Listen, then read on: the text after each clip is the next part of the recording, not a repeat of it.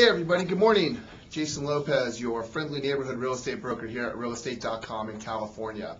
Hey, so I wanted to touch on a couple of things from last week and over the weekend.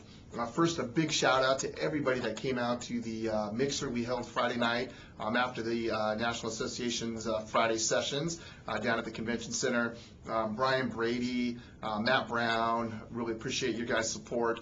Matt with Tree.com, one of our sister companies, and Brian Brady, great mortgage lender here in San Diego, graciously helped kind of co-host and sponsor some of the things we did. So thank you guys for that, much appreciated. Hey, I do want to touch on something I actually blogged on earlier today, and you can see that blog at the Town Square section of realestate.com under my blog, California Real Estate Musings.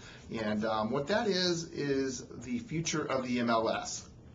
This was a great session on Friday conducted by a great panel of people from the real estate side, the association side, the vendor, companies who provide services to the MLS, and then the MLSs themselves were represented. And each person brought kind of a unique perspective to the discussion. But there's one thing that was made perfectly clear, and that is whatever we want the MLS to be as real estate professionals, it's really up to us. And the National Association of Realtors is looking at a lot of different ways, certainly with the Realtor Property Resource, or RPR, which was a huge discussion point this week at the NAR convention. We'll have some more information on that as well. But in a nutshell, guys, you've got some competing factors here. You've got a couple of factions kind of butting heads at this point about what the MLS should be, what type of data should be presented or accessible to the members of the MLSs. And you got to remember, the MLS is a hyper-local service, right? Even here in Southern California, where we've got a separate MLS system in San Diego, there's a different one in Orange County, there's a different one in the Inland Empire, and there's a completely other one up in Northern California. I think in in California, there's something like 70 plus MLSs. There's been some talk recently about a statewide MLS, and we'll see how that works out.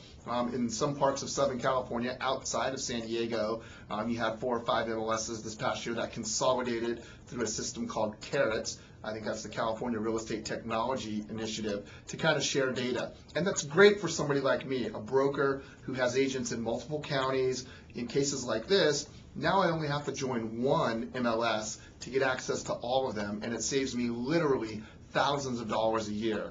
And the benefit to the agents is it kind of opens up the scope of what they can do in terms of property searches, accessing data, and exactly where they have to join. And so it's been, I think, a pretty good thing. We're going to see more of this. However, with the emergence of the Realtors Property Resource Center, this is the National Association's initiative, RPR, a lot of discussion about this, guys. A lot of people are scared. I think especially the local MLSs who have existing contracts with vendors to provide these types of services. And what we're talking about is basically a one-stop shop for property data. So I think from one standpoint, only having one place to go to get good, accurate information, it's easy, it's clean, it's very tech savvy, that's great. On the other side of the coin, you've got the MLSs and the vendors who are already supplying these types of services to its membership. So there's going to be some clashing, I think, over exactly how that information is going to be divvied up, and so we'll keep our eyes on that over the coming months to see how things kind of shake out. The deeper discussion, though, however, and what I really got out of that session was kind of looking at what exactly does the MLS do. Right, so you've got the property information, right? As a listing agent, if I put one of my listings into the MLS, it's searchable to all the other brokers in the community, and so it's a great way to search and find properties that are currently for sale. It's also a clearinghouse for all of that sales data, so we can go in if we're listing a property and let our potential sellers know what homes have been selling for, and then certainly if we need to counsel buyers on how much they should offer for a property. All that information is contained in the MLS, and it's great.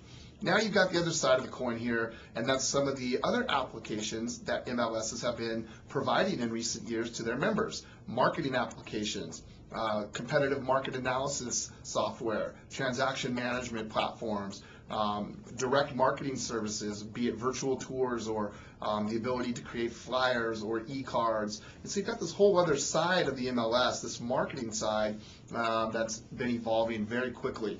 And that's primarily been through these outside vendors who have just some great products that they've been bringing to the table. So hopefully the National Association can at least match what we've been seeing with some of the local MLSs, because it's been some good stuff. One of the great conversations, however, looked at kind of separating those services out. So on the one side, you've got that property data, and maybe an MLS provides that for free to its membership. The other side of the coin is the marketing applications. Maybe a broker decides to pay a fee for those additional services, or they decide, hey, I'm going to do it myself, or go out and, build my own applications for my agents. So you've got some interesting conversation about the role of the MLS. Of course, I think the main point here is that offer of compensation, which has been part of the MLS and real estate community lingo really since day one. And real estate is really the only industry, guys, in the world where you literally agree to cooperate with your competition, whether that's Bob sitting across the hall from you in your own office or Mary down the street at another company. We're all competitors, yet because of the fact that we agree to share commissions through the MLS, we also have to cooperate with each other. So it's a pretty interesting dynamic.